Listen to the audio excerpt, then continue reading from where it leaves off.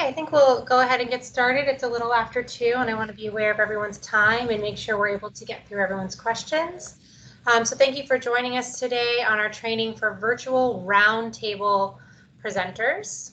My name is Natalie Koo. I'm APHA's Assistant Director of Conventions, and I'm joined here today by Donna Wright, APHA's Manager of Scientific Session Development, and Marisa Silva, APHA's Meeting Manager. Just a couple housekeeping notes for today's presentation. This presentation is being recorded and it'll be posted to APHA's website probably early next week. We're finishing up a bunch of trainings this week and we'll be posting them all next week. So you can go back and watch and find the answers to your questions. Please use the chat feature for any questions you have. Marisa will be monitoring the chat and may answer questions via the chat. But we'll be going through questions at the end of the presentation as well. Basic details about presenting a roundtable at APHA's annual meeting. So first, you must be registered for the annual meeting in order to access your session. Your session will be linked to in our virtual meeting platform, and you won't be able to access the virtual meeting platform and therefore your session if you are not registered and logged in. Our virtual roundtable sessions take place on Monday, October 25th and Tuesday, October 26th during the lunch hours of our meeting. Please note that when you see the time of your session, that all sessions are being scheduled in Mountain Time. We've scheduled the roundtables during the lunch hour, so they aren't competing with our regular scientific sessions. This will hopefully bring lots of traffic to your roundtable session. The virtual roundtable sessions are live, and we're using Zoom and Zoom Breakout Rooms to host the sessions, and we'll go through that in detail a little later in this presentation. Each roundtable session has between 8 and 10 other presenters, and the one additional ask we have for roundtable presenters is that you also do a pre-recording of your presentation for on-demand viewing. Unfortunately, Zoom doesn't allow for recordings in breakout rooms. And so we're asking that you do the pre-recording on your own so that individuals who can't attend your session still have the option to go back and watch and learn a little bit more about your research or your findings. There will be a number of people helping during your session. There will be a moderator, or hopefully be a moderator, assigned to every roundtable session. The moderator's role is to introduce the session and the presenters and explain how the breakout rooms are going to work to the audience. There's also a convex tech in every breakout room. One tech will be, sorry, not every breakout room, every session. One tech will be monitoring 2 sessions, so they might not answer right away, but there is a tech available to help with any Zoom issues you have. And then APHA is staffing a help desk through Zoom right on our virtual meeting platform. So if you have any issues before your session starts with login or you have some general questions, you'll be able to find an APHA staff member to help answer your questions. A little bit about pre-recorded presentations. So as I mentioned, we're asking you to pre-record because we can't record your live session. Your pre-recorded presentation should be 5 to 10 minutes long, no more than 250 megabytes. And they need to be uploaded to your speaker's corner by October 12th. There's tips in the speaker's corner for how to do your pre-recording. There's a little screenshot here showing you where those tips are in your speaker's corner. So as you can see, there's a number of different platforms you can use for recording. Zoom is probably the one people are most familiar with. But if you wanted to use TechSmith or Keynote or QuickTime, we have some instructions for that as well. Once you uploaded your presentation on October 12th, it's then reviewed by our techs to make sure there's no issues, and then uploaded into the platform and will be available for attendees to watch starting October 18th. We're also captioning all of the videos. Those will be captioned using Zoom's AI feature, and we will be reaching out to you after the meeting is over, giving you copies of the transcript of the captioning, so you could go through and make any updates, make sure your name is spelled correctly, and that the AI captioning correctly spelled any medical terms or any information from your research. And you'll, like I said, you'll get an email from that after the meeting is over. I'm now going to turn things over to my colleague Donna to talk a little bit about your live presentation. Thank you, Natalie. Good afternoon, everyone. So prior to the meeting, you want to make sure you familiarize yourself with our annual meeting platform. Make sure you can log in. You have to be registered for the meeting, don't forget. You will need to use your registration ID and your email to log into the platform. You want to make sure you take some time before the meeting to make sure you can log in, make sure there's no issues, because you don't want to show up on the day of your presentation and have issues trying to log in. You want to make sure you've downloaded the Zoom app to your computer. If you don't already have it, download it. And again, you want to create your PowerPoint presentation for the live presentation so that you can share your screen in Zoom. You want to make sure you practice your presentation to make sure you're sticking within your allotted time. Next slide. So here is a screenshot of the annual meeting platform, which I cannot even see. However, when you do log into the platform, this is our homepage. And you can see right in the middle, we do have some icons for our key events, which would be our general sessions and our APHA featured sessions. In the middle there, we have an icon to a list of all of the poster sessions. And we have another icon for our theme-related sessions. And below that, we have a icon for all of the COVID-19 related. And in the middle there is an icon for our film festival. Now, we do have some live featured sessions with the filmmakers who will be doing a panel discussion, but we also do have some recorded short videos that will be uploaded on October 18th, so you can start checking those out as well. And then the microphone is for a listing of all of the presenters. So when you log into the platform, you have to sign in, as I mentioned, and I believe in the upper left-hand corner, there will be a sign-in button for you to use. Once you've logged in, that little circle that has, I think it's Natalie's initials in it, that just confirms that you're logged in. So your initials will pop up there. And don't forget, we're in Mountain Time for our annual meeting, so you will need to change the meeting time to your time. So to the right of that, there's an icon. Just click on that and switch it from meeting time to your time. On the left is our navigation buttons to the meeting platform. You can do a search by day. You can do a search by your name. You can also type in a phrase or a keyword, and it'll pull up all the sessions related to that. You can also do a search by day. So if you click on search by day, it'll give you a list of all the days of the week where we have meetings scheduled, and you can see a full list of everything that's happening on that day. You can also browse by program, and the program browse by program is an alpha listing of all of our annual meeting member groups. And you can see what events they have scheduled as well. Natalie, I don't know if you want me to go through everything on the screen because I couldn't see everything. So anyway, the day of, getting started. Again, make sure you can navigate to your session. 20 minutes before the session starts, there will be a Join Now button. So once you've navigated to your session, you click on the title. There's a Join Now button, and you want to make sure you get there 20 minutes beforehand. So that you can introduce yourself to the moderator and the other speakers in your session, as well as the tech staff. Again, the tech staff will be setting up all the breakout rooms. You want to make sure you rename yourself by putting the word speaker in front of your first and last name, and be sure to turn on your camera so that the audience can see you. Next slide. So the moderator will start the session by introducing all of the speakers in the session as well. And then the Convex Tech will open up the Zoom breakout rooms, one for each speaker.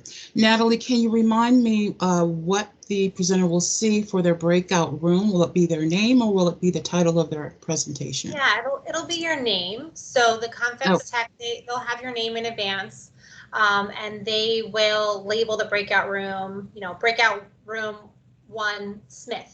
And presenter Smith will want to move to their breakout room. Okay, great. Thank you. So once you've gotten your breakout room and you want to find your breakout room and move to that room, then the audience members will also move to the breakout of their choice. The moderator will go over how to move from the main room to breakout rooms. But if that's something you're not familiar with, you've never done in Zoom before, I would suggest you look up, and Zoom has a really great help option, and I would suggest you look up and understand how breakout rooms look, because you will have to move yourself. You won't be moved automatically into that breakout room. And the same goes for audience members. They'll move themselves as well, so that way they can pick which breakout room they want to go to.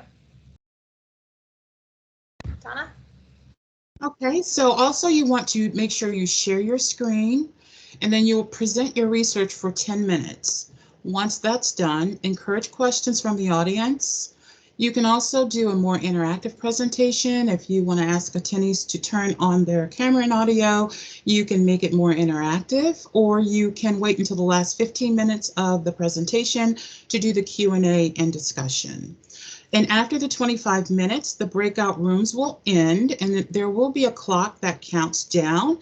And once it gets to the end, it will return you to the main room. And then breakouts will open up again, and then you will repeat the above steps with a new group of audience members. So again, you'll have to, again, move yourself to your breakout room. Next slide. So after the session, each presenter has a discussion board that's associated with their abstract. You can find the discussion board in the annual meeting platform by navigating to your session. And then at the bottom of your abstract, there is a discussion board where audience members or anyone viewing your recording or watching it live can post a question to you. If you do get a question, you will receive an email where you will log back into the platform and go down to that discussion board, see the question, and then you can respond from there. Now the questions and the answers will remain on that page. That way other members who maybe have the same question can also see what the responses are to those questions. And your pre-recorded presentation will be available until January 31st. So it's very important that you do a pre-recording of it because, again, as Natalie mentioned, we will not be able to record the live portion of the presentation. And again, you will receive an email requesting that you update the captioning. So we'll send you that information to make sure you know how to do that. In addition, you can also include a handout of your presentation. If you wanted to save your PowerPoint slides into a PDF, you can upload that into the Speaker's Corner, as well as any other supporting information to your presentation you would like to share with the audience members. You can also upload those handouts as well. And I believe you can upload several handouts if you need to. Marisa, before we go on to the next section, are there any questions that we should answer at this time? Yeah, there's a similar question keeps coming up is why we need to do the recording beforehand, and also then if we're going to do a live presentation, what's the difference between the two and why do both?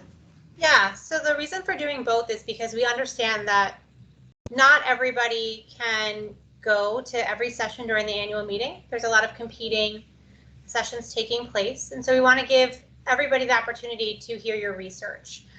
Zoom does not allow us to record breakout rooms. So for oral scientific sessions, we're recording the live session and posting that after the meeting is over.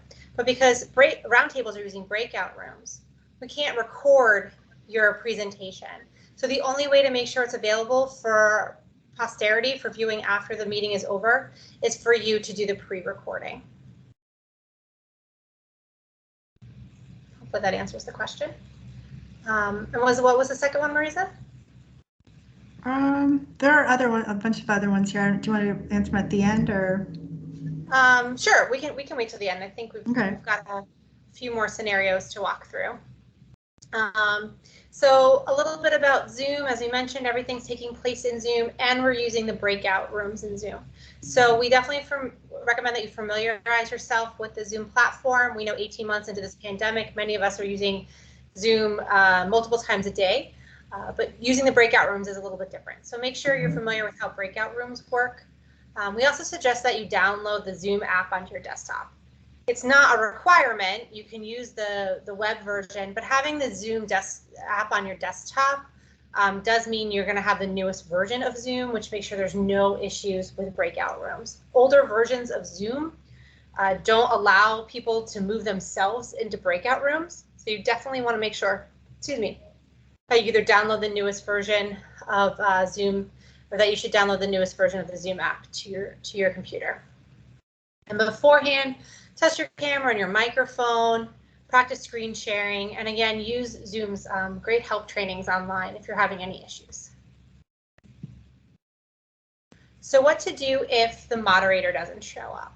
We are doing our best to assign moderators to every session. Can be hard to do. So there may be an occasion where there isn't a moderator assigned to your session. If that's the case, the first presenter, or any presenter really, because there's not an order, somebody should just take the lead, start off the session, and just ask the Convex Tech to open up the breakout rooms. Don't need to do introductions of all the other panelists or an introduction of the session. Simply welcome people and ask the Convex Tech to open up the breakout rooms so that you can begin your presentations. If a presenter doesn't show, the Convex Tech knows not to make a breakout room for them. And so they will just be skipped altogether. If no one attends your breakout, hopefully this doesn't happen, but it is a scenario that could happen. If very few people attend your session, there's 8 to 10 presenters, and attendees choose different breakouts. Just wait in your breakout room. People are going to move around. They might not be interested in one topic. They might move to another. So wait in your breakout room. Be prepared at any time to start the presentation. And then when that breakout round ends and you open up again, you should have people in your breakout room. And if you're having any technology issues, you can use the chat feature to reach out to the moderator or the tech to let them know that you're having issues. Some more details about how the meeting might go. Audience members may have their cameras on, but some may prefer to keep them off. They will all their mics will be turned off, so not to interrupt your presentation, but it's up to the audience member, the attendee, to decide if they want to have their camera on or off. We do, especially for the roundtables, encourage audience interaction. So at the beginning of your presentation, you might want to say, turn your cameras on. Let me see who's here. Introduce yourself. Tell me a little bit about why you chose this roundtable, or you could do that at the end of your presentation. So we do really encourage audience interaction during roundtables. Of course, people might use the chat to ask questions as well. Some people are a little shy in the Zoom rooms. So keep an eye on the chat for questions, but please do encourage people to interact with you. Everything we talked about here today is also written out on our guidelines on apha.org. We have a presenter section, and we have guidelines for each different session type with moderators and co-hosts. So we do suggest that you take a look at those. We'll be posting this video recording on those pages as well. But it's a nice way, if you can't remember what we talked about today, to find the answers. And then we just also ask that you keep accessibility in mind. Accessibility is a priority for APHA. It is our goal to make sure all meetings and events are accessible to the widest range of people possible. And for that reason, we have created a new video series that you can find on our accessibility pages. So if you go to apha.org, navigate to the annual meetings section, there's an accessibility area, and there you can find videos on how to build an accessible PowerPoint presentation, how to do an inclusive introduction, how to make sure you're properly explaining graphs and pictures to somebody who maybe has no vision. So we do encourage you to keep that in mind and take a look at those videos we've created. Okay, at this point, I'm going to stop sharing my screen and we will take questions from the chat. So please go ahead and ask your questions about roundtable presentations. Natalie, I did see a couple of questions that came in about how many times do you do your presentation during the session? And it's actually twice. You'll do it 2 times during the, is it 75-minute session? And then another question that I saw come in is if you could play the recording during your live presentation.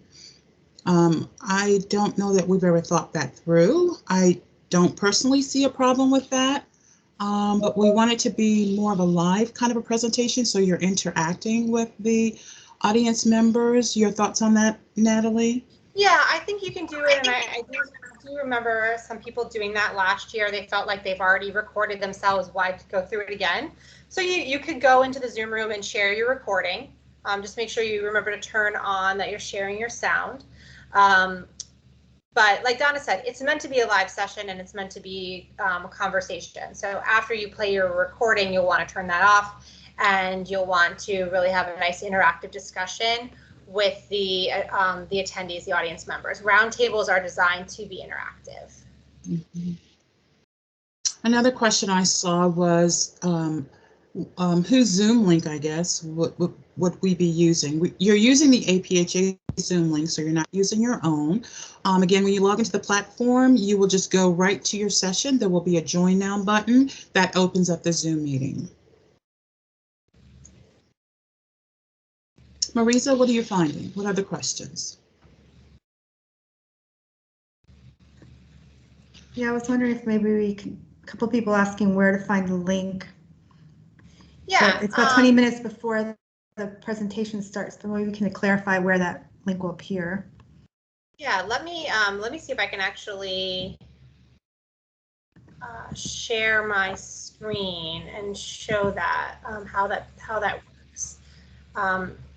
But you'll navigate to your session, and there's a couple ways. You know, Donna showed you the screenshot. There's a couple ways to navigate to your session. You could look up your name. You could look up you could look up the session ID number. You could sort by program type and find your session. Sorry, I'm trying to log in to show you the information, and my computer's going suddenly very slow.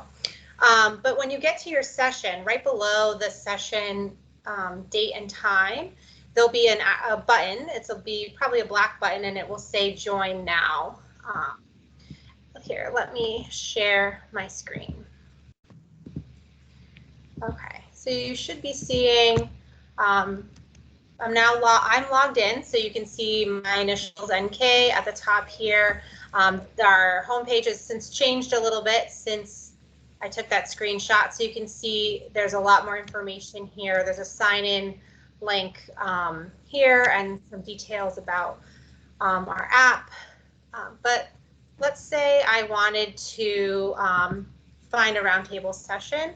I'm going to browse by day, only because I know on Monday all the roundtable sessions take place, and I'm going to scroll down to the lunch hour. Ooh, lots of sessions here, so let's see, where are we? Here we go. So these are the roundtable sessions all taking place from 12:30 to 1:45.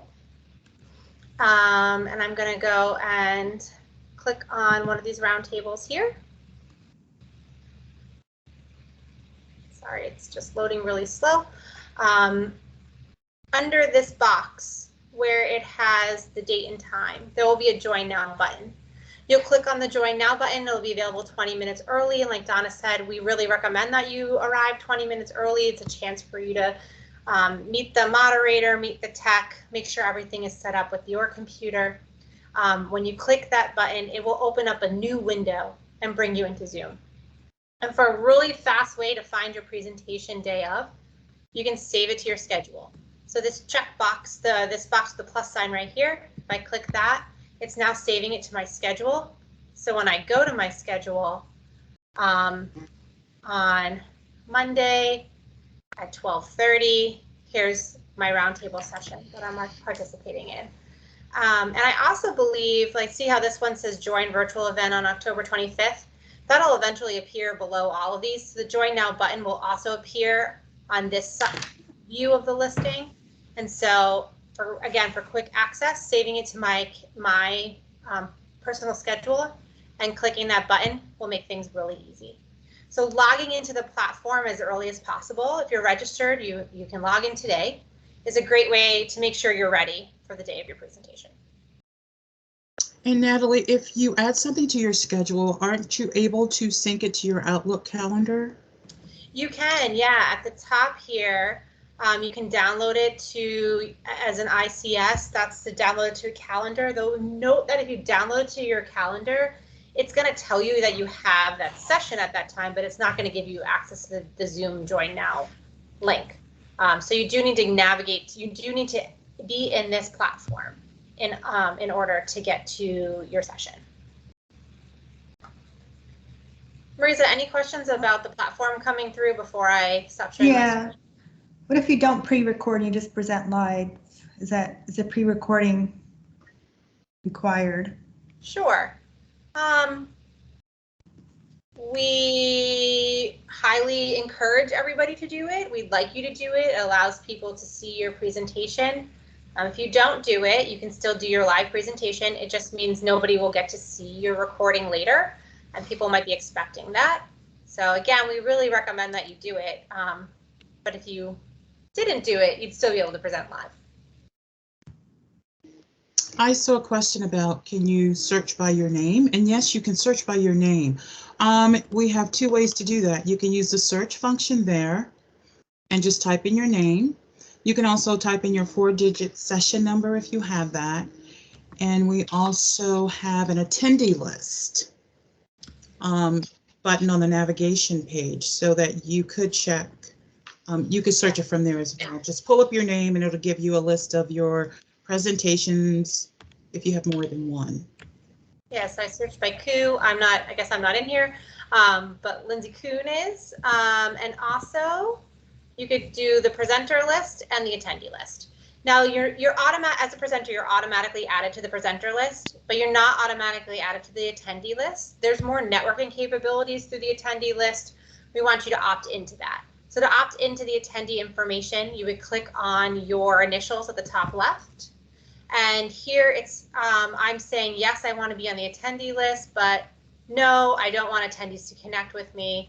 I can fill in personal information about myself, and I could add social media information. So if you're a really big Twitter user or you want people to follow you on Instagram, you could fill that in as well. There are a few people asking if there's a recommended format for the live presentation, or they can use whatever format they want.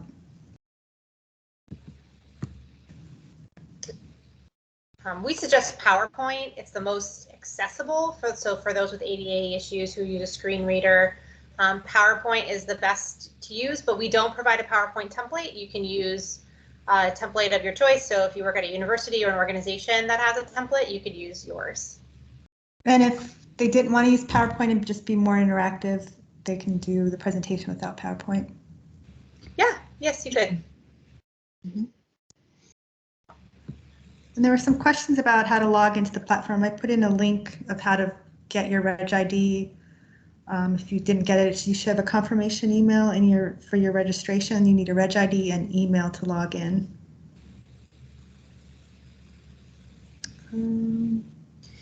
Yeah, and going back to the Zoom recordings, because I am seeing that question come up. Yes, you can record in a Zoom breakout room, but the only person who can do the recording is the presenter in that breakout room. So APHA can't get a recording, which is why we're asking you to do it separately. Let's see, what other questions? There's a question about, I guess, when you're in the breakout, you won't be able to see the presentations of your other presenters in that roundtable, so you won't be able to see during the live roundtable. That's right. Yeah, that's right.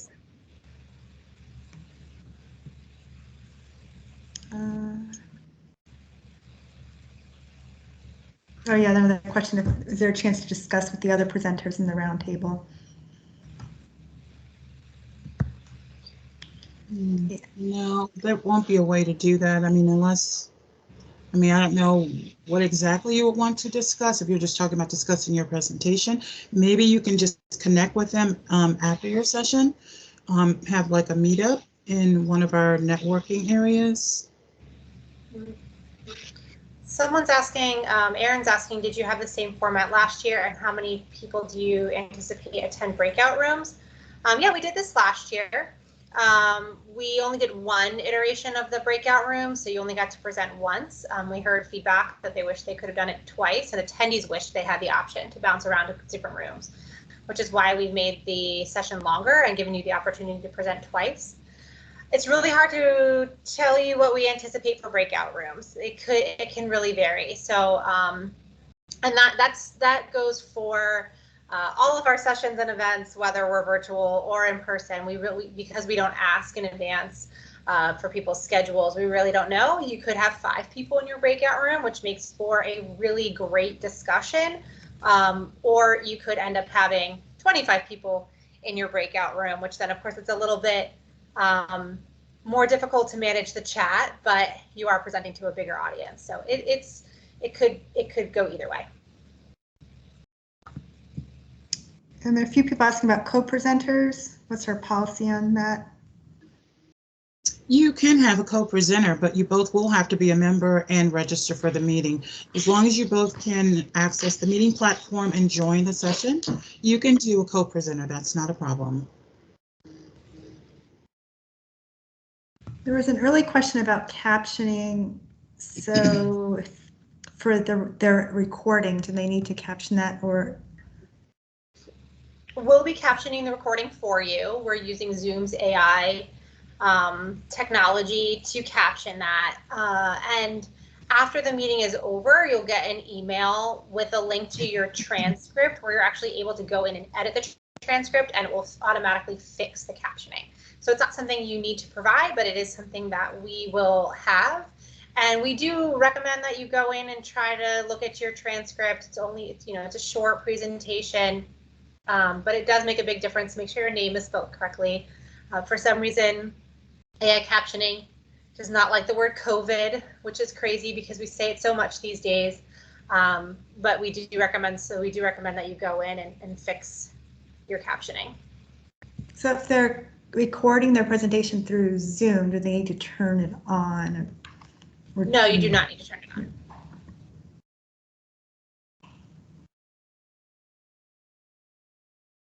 Let me see. There's a couple of people with the raised hands. I don't know if that means they want to actually verbally ask the question. Yeah, I mean, we can do that. I know how to do that though. Of course, now I lost where I saw that. It was at the top of my list. Do you see it? There's somebody. Oh yeah, there's 3 people right there. Kim, Decker, Rosalind, and Karen. I think if you click on them, you might be able to allow them to ask their question. Allow Mike, is that how you? No, yeah. No, you know what? I'm sorry. I think you have to ask your question through the chat in the way we've set up the platform. Oh, okay. And Natalie, I saw a question about co-presenter status. I believe it's only the moderator that will have co-host functions. Yes, only the moderator will get Zoom co-host privileges, and that's so that they can help move people to and from breakout rooms. You can, if it's something you feel like you need, you can talk to the Convex Tech about it, but as a presenter, you don't need to be the Zoom co-host. And just to clarify the difference between their annual meeting platform and the speaker's corner, so I saw a few questions about that. The annual meeting platform is the live part, the front end of the meeting. It's where non-speakers can see information about the meeting. Your speaker's corner is your back end that's specifically about you and your presentation. And so the only way to access your session is from the live app. The live meeting platform, not your speaker's corner. So Natalie, in the breakout room, presenters will be able to share their screen. I did see that as a question. Yes, yes. You can share your screen, show your PowerPoint presentation, go through your research or your findings or your best practices. And then it'd probably be nice to stop sharing your screen unless there's a slide that you want to keep up at the end so that you can see more people on the camera view and ask questions and have a conversation. But like we mentioned earlier, if you just want to have a discussion and you don't want to do a formal presentation, you don't have to. I saw a question about the live presentation versus the recorded presentation. And what I can tell you about the recording, you have 250 megabytes of recording time. And I don't know if that's going to translate into a 10-minute presentation. So I think you'll just have to time both of them. But definitely in the breakout, you want to make sure you stick to 10 minutes. That way you have more time for Q&A with the audience. That's a great, oh, go ahead. You're going to say something, Maria? Okay. No, there's a great question about do we have any tips or best practices for encouraging interaction? I know that can be kind of scary to get the conversation going. And if you don't have somebody in your breakout room who has lots of questions, I think the best thing to do is to turn it around on the audience and have some questions for them.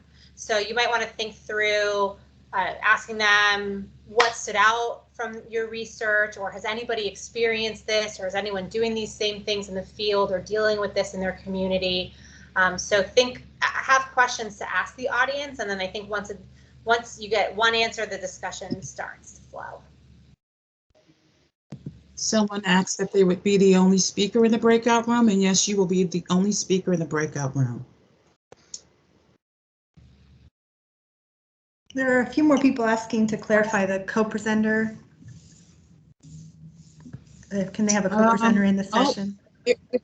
Yeah, so if you have a co-author listed on your abstract and you both want to present or co-present, again, the co-presenter or your co-author can present with you, but you both will need to register and be a member of APHA. If that's feasible to do, then absolutely. And technically, APHA only allows one formal presenter, so only one person in our program will be listed as the presenter. Like your name will be bolded, it will say you're the presenter, but like Donna said, you could have a co-author join you in your presentation. There's a question about those attending the conference in person. Are there suitable places at the convention center for us to use to get online and present? Yes, we are setting up a room. We'll be sharing that information. There'll be a bunch of just regular tables placed around a really large room for you to sit down and do your presentation. We will say we recommend that you do it from your hotel room if you can. The Wi-Fi in your hotel room is going to be better. Sound quality is going to be better. You're not going to have people walking back and forth behind you. So if you're having a session early in the day, or it's right around a break and you can get back to your hotel room, we recommend that you present from your hotel. But if you can't get back to your hotel room in time, there will be space in the convention center.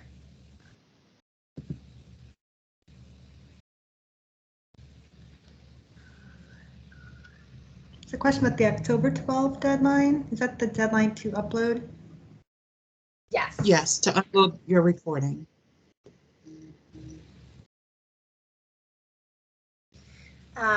Bill is asking, once we get assigned a meeting room number for the first breakout, will the number remain the same? Yes. So the breakout rooms just get closed and then they get reopened again. So if you were breakout room 1 in the beginning, you'll be breakout room 2. You'll be breakout room 1 again for the second go around.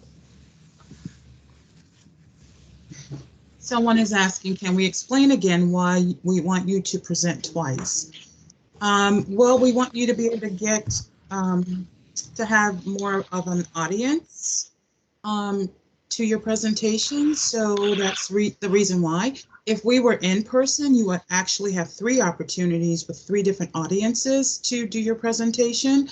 And so it's supposed to be interactive. It's supposed to be kind of like a small group of people in your first presentation. And then in person, the moderator would have audience members who are in the room to move to a different table to hear a different presentation. So we're trying to give the audience members a chance to at least hear 2 presentations within that session.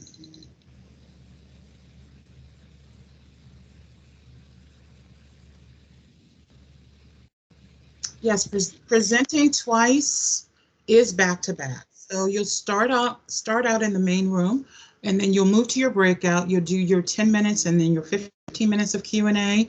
Then you'll be directed back to the main room, and then you'll go back to your breakout room for the second presentation with a different audience. A couple more questions I'm seeing from a while back, and I'm hoping we answered some of these, but I just want to go through it again.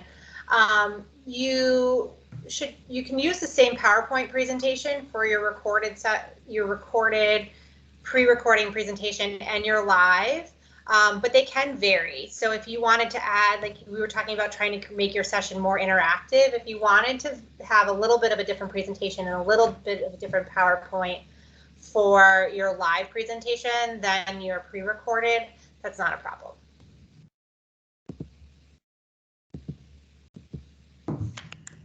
Do you see there's a question about the 75 minutes. The session is 75 minutes, but there's 2 rounds of 25. What do we do with that extra time? Is it the transitioning and intros? Yeah, we're building in some wiggle room. Last year we had Zoom has improved their technology, but last year we had a lot of issues with people trying to get into their breakout rooms, not just the speakers, but the audience members. So we wanted to make sure we had some wiggle room in case there's a breakout room issue, that you don't feel like you've got shortchanged and didn't get to present for as long as you want. Also, the moderator will do an introduction in the beginning about how the breakout rooms will work and a little bit about the session, so there's some time built in for that.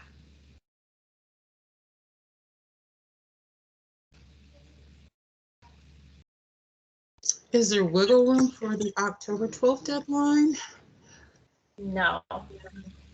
Yeah, now remember, we are posting your recorded video on October 18th. So there needs to be time for tech support to go through all of the recordings to make sure that everything looks good. And then if there's an issue, we'll need to get back to you and have you re-record if possible. But also when you upload your recording in your speaker's corner, you can always view it from there as well, so that you can play it back and see what everything looks like and make sure it's all set. And if you feel like you need to re-record and upload a new file, you can certainly do that as well. Just delete the one that you previously uploaded and then upload the new recording. Do you need to include your face in the recording? That's up to you. It's a nice touch, but you don't have to.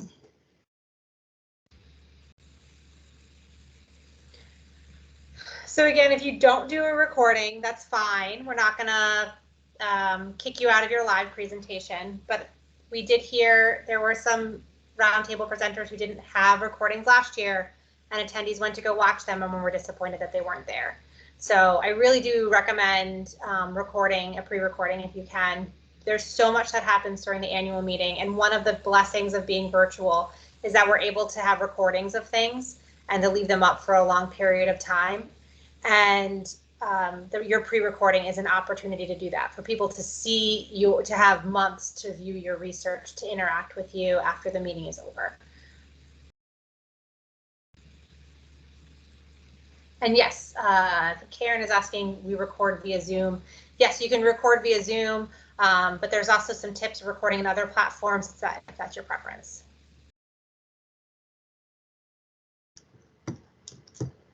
And Ellen, you do have full authority on what you present. It's your research, it's your lessons learned. So there's nothing that you need to include from the APHA. And someone was asking again if this session is being recorded. Yes, it is being recorded. And we will post it to the presenters page, I think under the guidelines, Natalie, if you can confirm that. So you'll be able to watch it later. For sure. Is the pre-recording going to be a permanent change for APHA? Probably not. I think as we are learning more about virtual and technology and thinking through how we're doing our sessions, as hopefully there's the return to the new normal, as people like to say, we'll be rethinking roundtables. For this year, we knew that it just wasn't going to be safe to have 10 people sit around a round table, and so we kept them virtual this year. But if they return to in person, then that will change how we do the sessions in the future.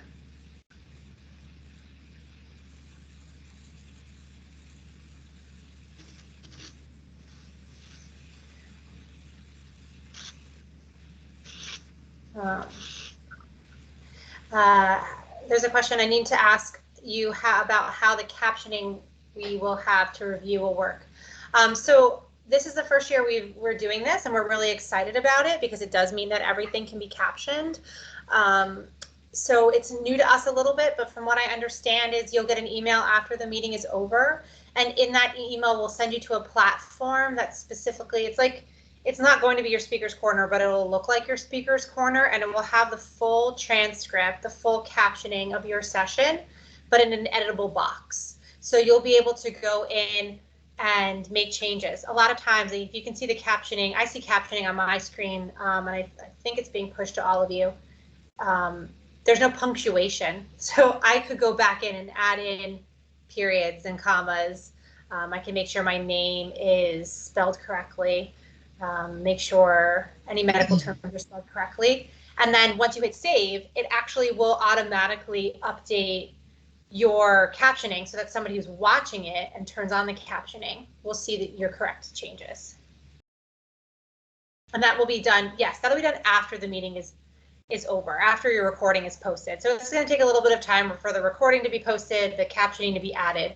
So it can be done after the meeting is over.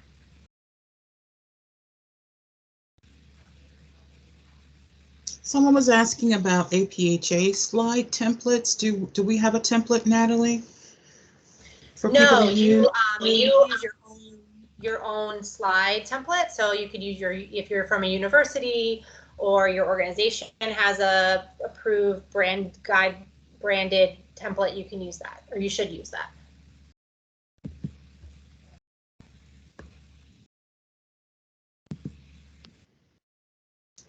We do not need a copy of your slides in advance. You can upload them to in the speaker's corner as a handout if you want, so that people can review them later on, but we don't need them in advance of the meeting.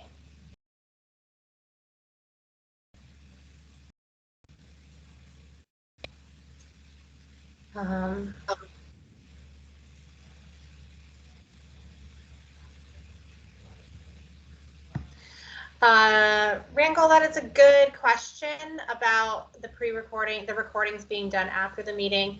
At this point in time, the way we set things up, no, we want to have them available before the conference.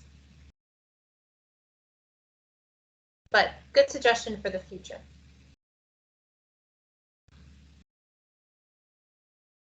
And the handouts and PowerPoints, anything that you upload as a handout will be available until January.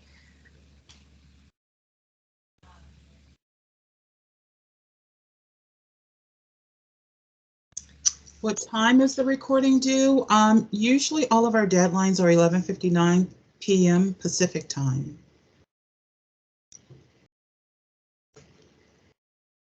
Again, in your speaker's corner is where we've given you some options for pre-recording your presentation, so please make sure you check that out.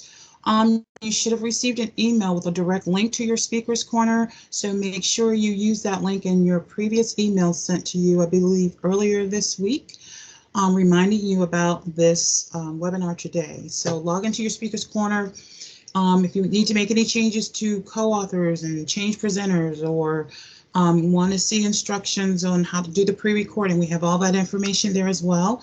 And then you can also upload your handout from there and upload your pre-recorded presentation. And we are leaving the site open, or the speaker's corner open, for you to upload handouts up until the end of December. So if after the annual meeting you realize, oh, I should have uploaded a handout regarding this or that, you'll have time to still do that. There's a few people that asked about slides and handouts. Do we need them? Do we want them to upload them? That's just up to them, right? We don't need, it's just up to you. We don't need them. It's up to you. Whatever you want to share in addition to your presentation is up to you.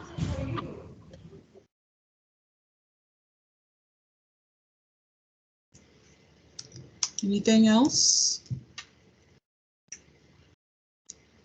Hopefully we got through all the questions today, but if you had a question that we didn't answer or something comes up after this call, again, we will be posting this recording. And I also recommend, or we also recommend that you check out the guidelines. There's a lot of answers there. And then if you still can't find your answer, the best way to reach us is to email presenters@apha.org.